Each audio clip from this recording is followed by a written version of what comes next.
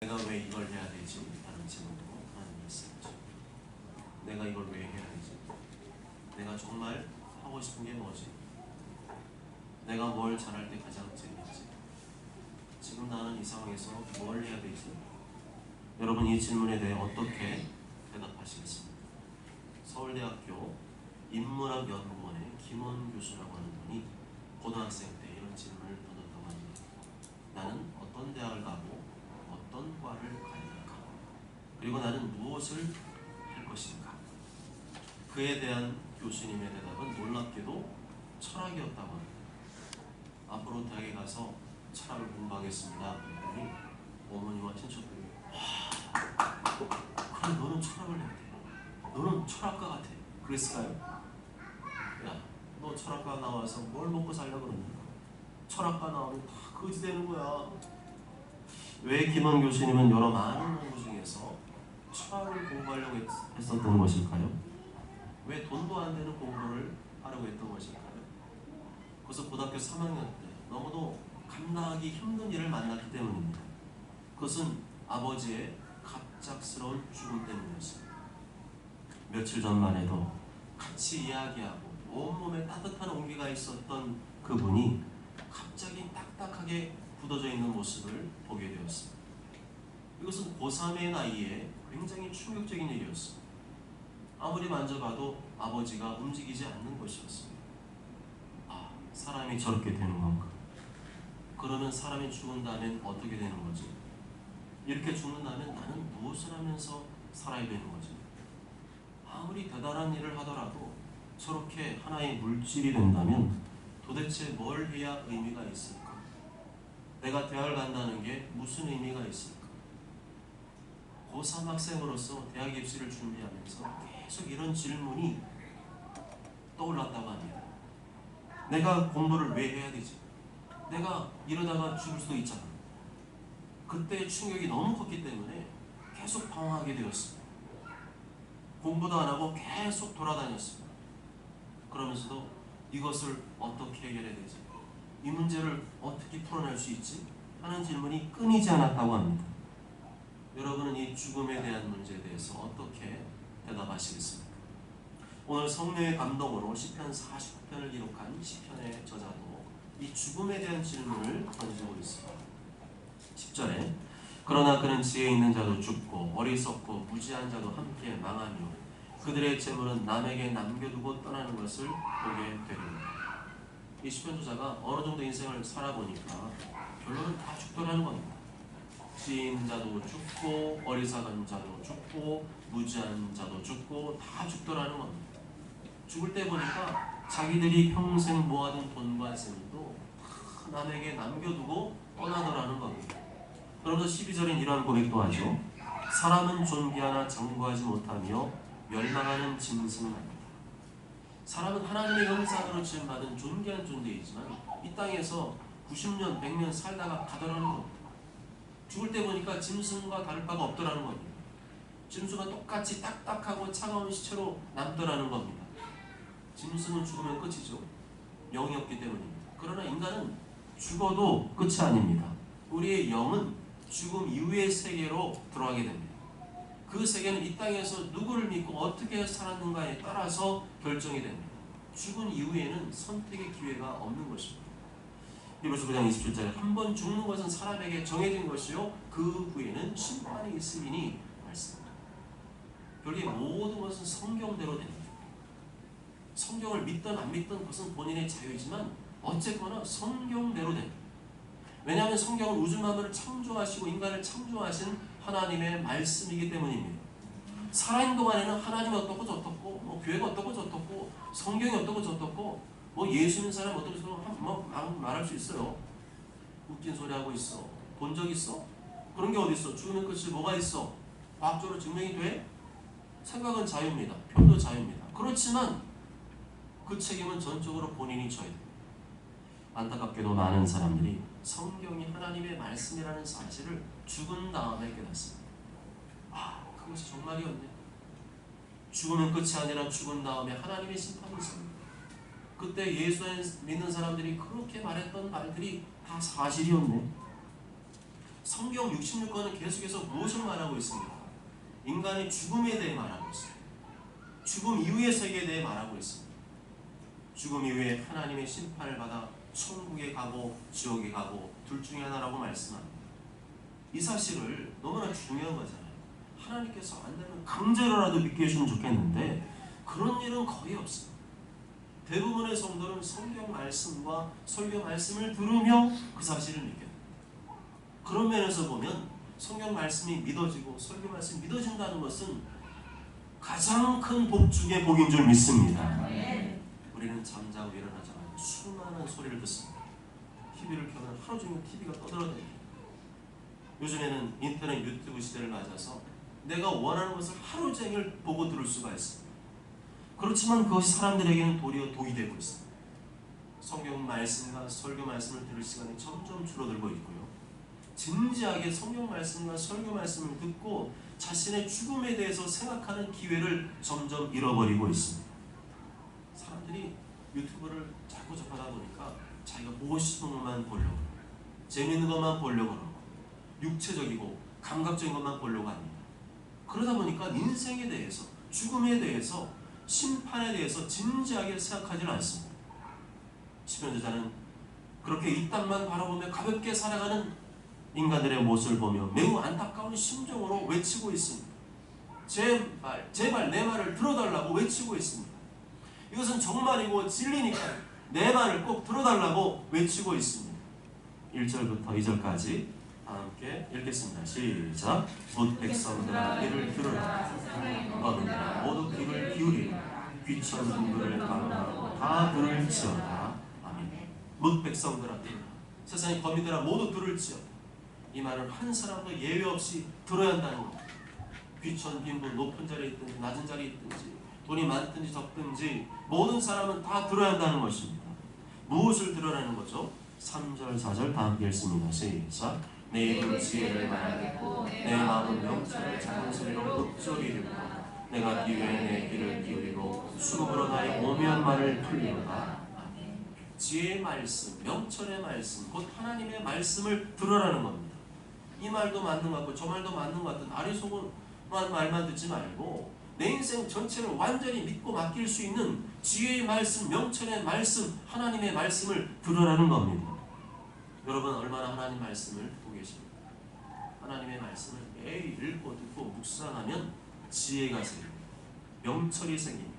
왜냐하면 하나님의 말씀 자체가 지혜이고 명철이기 때문입니다. 그러므로 성경을 조용히 읊조리며 묵상한다는 것은 사실은 지혜와 명철을 읊조리며 암송하는 것입니다. 성경 읽고 묵상하는 것은 사실은 지혜와 명철을 묵상하고 읽고 있는 것입니다. 성경을 선포하는 것은 사실은 지혜와 명철을 선포하는 것입니다. 그래서 성경을 오랫동안 연구하고 묵상하며 충분히 이해하고 깨달은 사람은 세상에 어지간한 책이나 학문을 접해도 충분히 소화할 수 있는 능력이 생깁니다. 성경을 통해 이미 세상에 그리고 인간의 근본을 꿰뚫어보는 그 지혜와 명철을 얻었기 때문입니다. 또한 4절에 보면 하나님의 말씀을 비유 혹은 오묘한 말이라고 표현하고 있습니다. 내가 비유에 내 귀를 기울이고 수금으로 나의 오묘한 말을 풀리로다. 여기서 말하는 이 비유라는 표현은 믿음의 조상들로부터 내려오는 격언, 잠언을 말합니다. 우리말 성경으로 보면 내가 귀 기울여 잠언을 듣겠고 하프를 켜면서 내 수수께끼를 풀리라 번역되어 있습니다. 잠언이 무슨 말이죠? 잠언? 잠이 오는 말씀이 잠언이죠. 그게 아니고 한자로 풀어보면 바늘잠, 바늘잠 말씀 언입니다. 바늘로 콕콕 찌르는 말씀이라는 뜻을 가지고 있습니다. 내 영혼을 콕콕 깨워서 찌르는 말씀이 잠언이고요. 내 인생이 교훈이 되고 경계가 되는 말씀이 잠언이고요. 곧 인간과 세상의 근본을 찌르고 꿰뚫는 내 영혼의 양식이 바로 잠언의 말씀이라는 것입니다.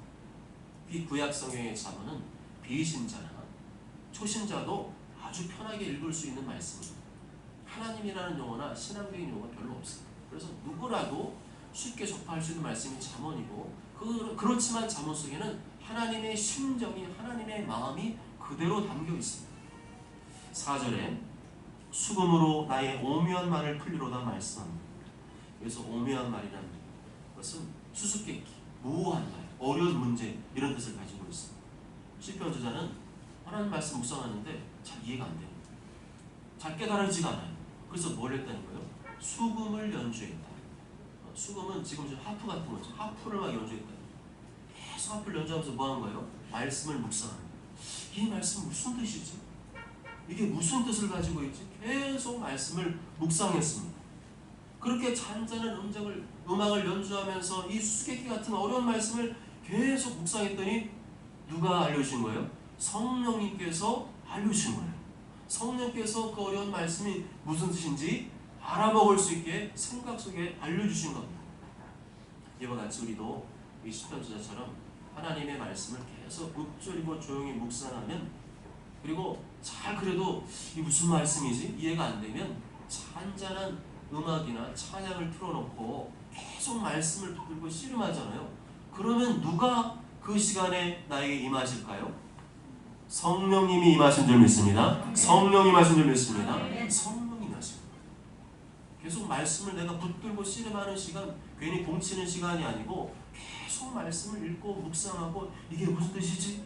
이 문제 알려고 자꾸만 주님 앞에 기도하고 또 주님 앞에 찬양을 들으면서 주님 말씀 무엇입니까? 계속 묵상할 때 누가 임하세요? 성령이 임하셔서 내 마음에 지혜와 명철과 총명을 더하셔서 무슨 말씀인지 깨닫게 해준다는 겁니다. 그래서 성경은 라면 먹듯이 딱딱 익는 사람은 이해하기 어려운 책이에요.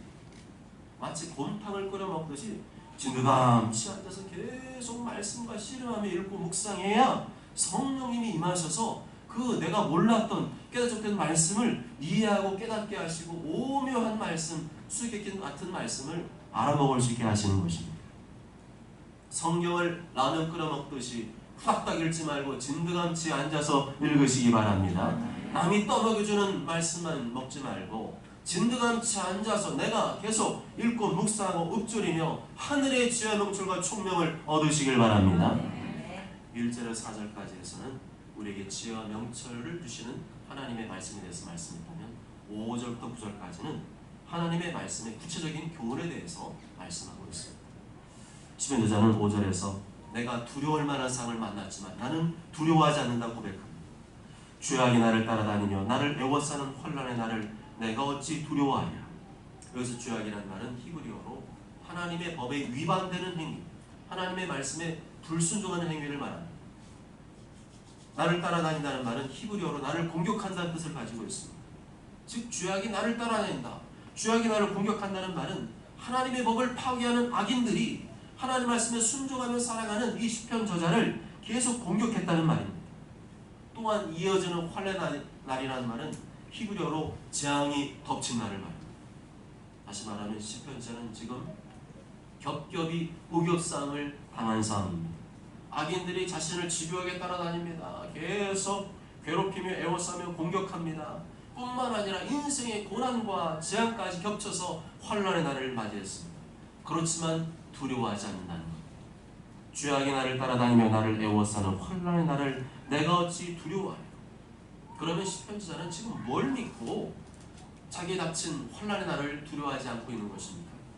15절에 그러나 하나님은 나를 영접하시리니 이러므로 내 영혼을 소울의 권세에서 건져내시리로다 말씀합니다. 내가 환난의 날을 두려워하지 않는 이유는, 죽음을 두려워하지 않는 이유는 하나님께서 나를 영접하실 것이기 때문이라는 겁니다. 아무리 세상이 난리가 나고 전쟁이 나고 뒤집어져도, 아무리 악인들이 나를 집어삼키려고 집요하게 공격하고 괴롭혀도, 아무리 내 인생 가운데 고난과 재앙이 겹겹이 닥쳐올지라도 하나님께서 나를 영접하실 것이기 때문에 나는 두렵지 않다는 것입니다. 이것이 무엇입니까? 믿음입니다. 하나님을 믿는 믿음, 하나님 말씀을 믿는 믿음, 당장 어렵고 힘들지라도 끝까지 하나님 믿고 하나님 말씀을 믿고 끝까지 믿음의 길을 걸어가면 하나님께서 나를 영접해 줄 것이라는 믿음입니다. 나만 그런 게 아닙니다. 항상 우리 주변에는 악인들이 있습니다. 내 인생 가운데 여러 가지 고난과 재앙이 밀려옵니다. 그럼에도 불구하고 하나님의 자녀들에게 가장 큰 위로와 소망은 무엇입니까? 그러나 하나님은 나를 영접하시리니, 그러나 하나님은 나를 영접하시리니, 그러나 하나님은 나를 영접하시리니, 언제라도 하나님은 나를 영접해 주신 줄 믿습니다. 세상이 날 버려도, 사람이 날 버려도, 그 어떤 고난 중에도 하나님은 나를 영접해 준 줄 믿습니다. 죽음 위에도 나를 영접해 준 줄 믿습니다. 그러나 하나님은 나를 영접하시리니, 그러나 세상 사람들은 이걸 모르죠. 정말 중요한 걸 모릅니다. 하나님도 모르고 말씀도 모르고 죽은 다음에 있을 하나님의 엄중한 심판도 모릅니다. 그렇기 때문에 그들은 평생 무엇을 의지하며 삽니까? 6절에 보면 돈과 재물을 의지하며 산다고 했어요. 이거 보이지 마세요. 자신이 가진 재물과 부유함을 자랑하며 삽니다. 자기의 재물을 의지하고 부유함을 자랑하는 자는, 사람들이 돈이면 다 된 줄 알아요. 부자가 되면 다 되는 줄 압니다. 이번에 뉴스를 보니까 루나인가 뭔가 하는 그 가상화폐 때문에 난리가 났잖아요. 거기다가 투자한 사람이 한국 사람만 20만 명이고 전 세계적으로는요 그 피해 액수가 50조가 넘는다고 합니다. 그뿐만 아니라 다른 비트코인에 투자한 사람이 그렇게 많다네요. 비트코인은 실체가 없잖아요. 그런데 한 번 올리면 막 3배씩 뛰는 거예요. 몇십 배씩 막 뛰는 거예요. 그러니까 사람들이 작년에 한번 그 돈 모아서 봤거든요. 그랬더니 딱 뛰니까 그 다음에 좀 내려갈 때 빨리 팔아야 되는데 못 파는 거예요. 돈 욕심 때문에. 그러다가 최근에 어떻게 됐어요? 완전히 폭락했죠. 로나 사태기로 가상화폐 완전히 끝장나버렸어요. 그랬더니 사람들이 또 어떻게 해요? 그것을 잃어버렸잖아요. 그러니까 그걸 만회해야 되잖아요. 근데 돈이 없어 어떻게 해요? 증권회사에서 친절하게 신용대출을 알려드리겠습니다. 잃어버리셨죠? 다시 한번 베팅할 기회를 드리겠습니다 하면서요. 여기는요 빚내라는 거예요. 신용대출을 딱 빌려준 다음에 이틀 안에 그 돈 못 갚잖아요. 바로 그 사람의 주식을 다 팔아버린대요. 증권회사에서. 하루아침에, 그때는 좋다고 투자했다가 하루아침에 벼락거지가 된 사람이 부지하게 많다. 왜 그런 걸까요? 사람들이 왜 그렇게 욕심을 부리는 걸까요? 돈이면 다 되는 줄 알기 때문이고요. 부자가 되면 다 되는 줄 알기 때문입니다. 그러다가 완전히 쪽박찬다니까요. 돈을 의지하지 말고 부자가 되려 하지 말고 하나님을 의지하시기 바랍니다. 하나님을 의지하시기 바랍니다. 있는 것을 족한 줄로 여기고 하나님을 사랑하시기 바랍니다. 하나님 말씀과 뜻을 이루는 삶을 사시기 바랍니다. 먼저 그 나라와 의를 구하시기 바랍니다. 왜 하나님의 자녀 창피하게 그렇게 사냐 이거예요. 하나님 나라에 투자하지 않고 이 땅에 썩없을 것에 왜 이렇게 투자하냐 이거예요. 세상 사람들이야 천국에 소망이 없으니까 그렇게 살아도 되지만 왜 하나님의 자녀들이 그렇게 사느냐는 겁니다. 세상 사람들이야 영생이신 예수를 믿지 않고 거부하니까 영원한 지옥에 떨어질 수밖에 없습니다. 일평생 지은 죄값대로 그 죄값을 따라서 영원한 지옥의 심판을 피할 수가 없습니다. 그렇지만 하나님의 자녀들은 아니잖아요. 예수님께서 나의 죄를 대신 피 흘려 죽으시고 다시 부활하심으로 나의 모든 죄를 사함받고 영원한 생명을 얻게 되지 않았습니까? 그런데 왜 하나님 자들이 창피하게 이 땅에 몸며 사냐 이거예요. 이 땅에서 하나님 말씀을 뜻을 이루며 사는 것도 벅찬데 영혼관의 제사님도 벅찬데 왜 창피하게 돈 욕심 부리는 일에 내 열성을 쏟아붓고 있느냐는 겁니다. 7절과 8절 다 함께 읽습니다. 시작. 아무도 자기의 형제를 구원하지 못하며 그를 위한 속전을 하나님께 바치도 못한 것은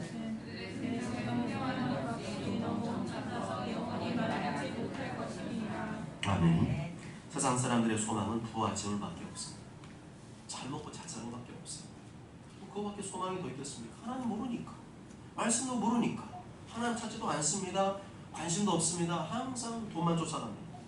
그러나 부와 재물은 하나님의 심판 앞에서 아무런 쓸모가 없습니다.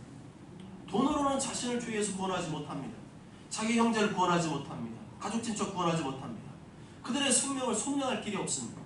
죄 사함 받고 구원받는 일이 엄청나게 귀하고 가치 있는 일인데 그렇기 때문에 아무리 많은 돈을 주어도 그 값을 대신할 수가 없는 거죠. 그런데도 많은 사람들이 어떻게 살고 있습니까? 이 땅에서 영원히 살 것처럼 살고 있습니다. 9절에 그가 영원히 살아서 죽음을 보지 않을 것인가 반문합니다.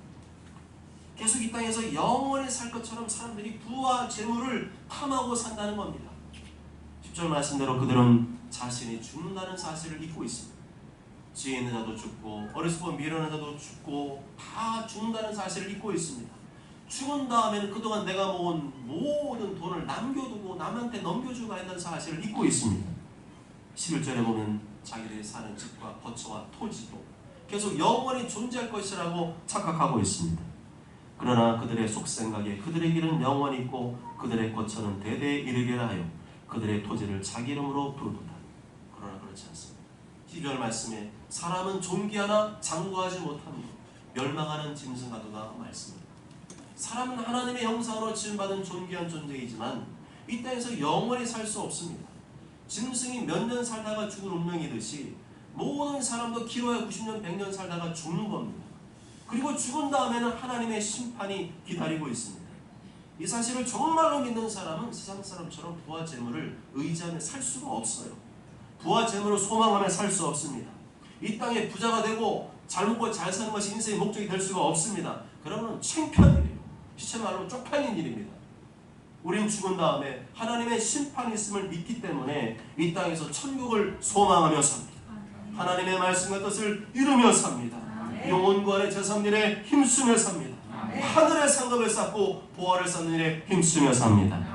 그렇게 사는 사람만이 천국을 소망하는 사람입니다. 아무리 예수님 믿어도 이 땅에 부와 재물을 탐하고 그걸 의지하고 거기에 소망하는 사람은 천국에 못 들어갈 겁니다. 그건 주님 말씀입니다. 그 사람의 믿음을 보고 그 행위를 보고 그 사람 믿음을 보신다고 그랬는데 그 열매를 보고 그 사람 믿음을 보신다고 그랬는데 그러한 믿음으로 어떻게 천국에 들어갑니까? 창피한 일이죠. 영원한 천국을 소망한다면서요. 그럼 영원한 천국을 소망하는 대로 거기에 심고 거기에 투자하고 거기를 위해 사랑이 마땅하지 않습니까? 그렇게 사는 사람이 천국을 소망하는 사람인 줄 믿습니다. 그렇게 사는 사람이 들어가는 것이 천국인 줄 믿습니다. 그렇게 사는 사람이 이 땅에서 수고하며 헌신한 모든 것들이 하늘의 상급과 보화로 안겨지게 될 줄 믿습니다. 사랑하는 여러분, 여러분 지금 무엇을 하고 있습니까? 왜 그걸 하고 있습니까? 왜 돈을 벌고 있습니까?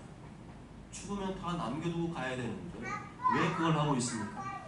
죽은 다음에 하나님의 심판이 있는데 왜 그걸 하고 있습니까? 우리는 하나님의 말씀을 알기 때문에 그렇게 살 수가 없습니다. 속고 있는 거예요. 부와 재물을 따라가지 않습니다. 세상 사람들이 몰려가는 길로 우르르 가지 않습니다. 우리는 도리어 남들이 찾지 않는 길, 외로운 길이지만 좁은 길을 찾습니다. 그 길이 바로 천국을 향해 가는 길입니다. 하늘의 상급과 보화를 쌓는 길입니다. 그렇게 가려고 할 때 악인들이 공격합니다. 에워싸며 괴롭힙니다. 온갖 유혹과 미혹이 있습니다. 여러 가지 예상치 못한 재난과 또한 고난들이 닥쳐오기도 합니다. 그렇지만 오늘 시편저자의 말씀대로 하나님을 믿는 자는 두려워하지 않습니다. 하나님 말씀을 믿는 자는 두려워하지 않습니다. 세상은 날 버려도 사람은 날 버려도 하나님은 나를 영접하실 것을 믿기 때문에 두려워하지 않습니다. 돈과 재물을 의지하지 마시기 바랍니다. 우리는 돈과 재물을 소망하는 사람이 아니라 천국을 소망하는 사람인 줄 믿습니다. 예수님을 소망하는 사람인 줄 믿습니다. 죽은 다음에 하나님의 심판을 믿는 사람인 줄 믿습니다. 아무리 많은 돈이 있어도 죄사함받지 못합니다. 구원받지 못합니다. 자신의 죄값대로 심판을 받아야 됩니다. 예수님께서 나의 죄를 대신하여 십자가 피 흘려 죽으시고 다시 부활한 것을 믿는 사람이 죄 사함 받고 구원을 얻게 되는 줄 믿습니다.